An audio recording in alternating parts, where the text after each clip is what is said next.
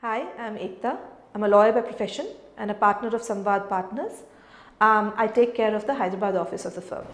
So once a company promoters, they're ready to take on investment, they find an investor that they believe they could spend a large part of their life or the initial parts of the company's life with, comes the time to sign the dotted line, to seal the deal, to make that relationship work.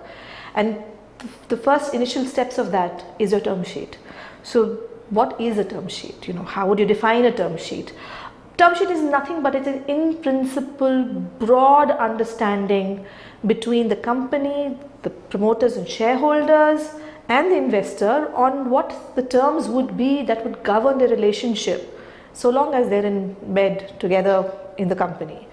One has to note that this term sheet is usually signed before the investors have undertaken a diligence of the company, before the investors have taken their investment committee approvals. So even though it's an in principle understanding, based on the outcome of the diligence and subject to approvals of the investment committee, there could be changes to this understanding.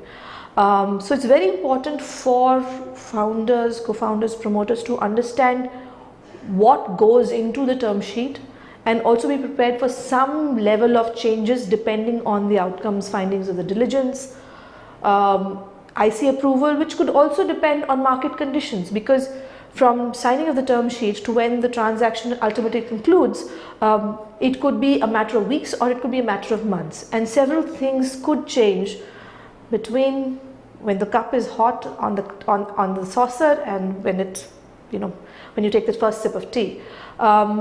So while we understand what this term sheet is about in terms of broad sense, but what does it really cover?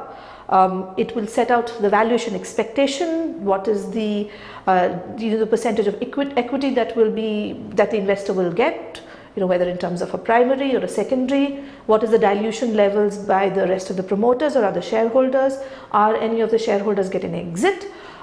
It would also set out certain conditions that need to be satisfied before the transaction can conclude. One, of course, we've already said about completing the diligence. It could be getting the IC approval. It could be the company and shareholders getting all the necessary corporate approvals, your board shareholder approvals. It could be getting all the regulatory compliances that need to be in place. Could be getting contractual approvals that are required for the transaction to go through smoothly.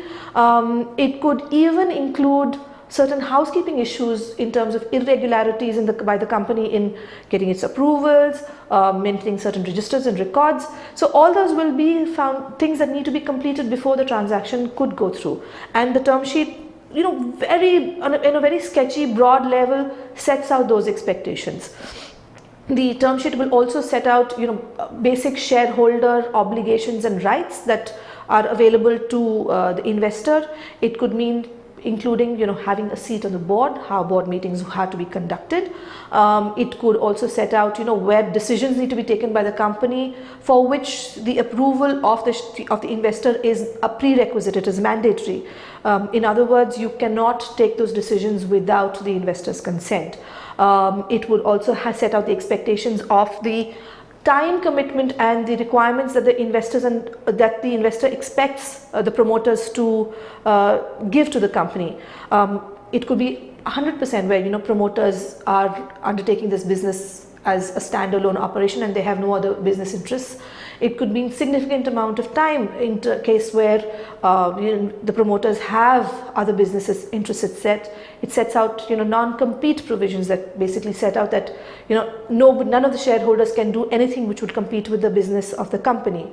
The other very important provision that the term sheet sets out is the exit expectation of the investor, in terms of whether the investor is looking at an exit between the next 3, 5, 7-year period, what sort of a valuation expectation the investor has on exit, how the exit is to be provided, is it sequential, that the investor is looking at only an IPO as an exit form, does it look at a strategic, or it really doesn't matter how you give it an exit as long as that exit is provided. Does the investor want to pick and choose based on the best valuation possible, and so therefore the determination is in the hands of the investor, or the investor is flexible to the promoter, providing it an exit in a manner that the promoter feels adequate, as long as a bare minimum valuation expectation is provided to the investor. Two provisions which come in term sheets, which necessarily not always follow through in the investment document, is on costs. Who will bear the costs if the transaction documents are not executed, and exclusivity, that till a window period which is provided for completion of diligence and execution of transaction documents, which could be between 30 to 60 or 90 days. These are provisions which give investor exclusivity to any investment in the company during that window, and these provisions are usually binding. So while the term sheet per se is a broad understanding and non-binding, these provisions in a term sheet do get binding.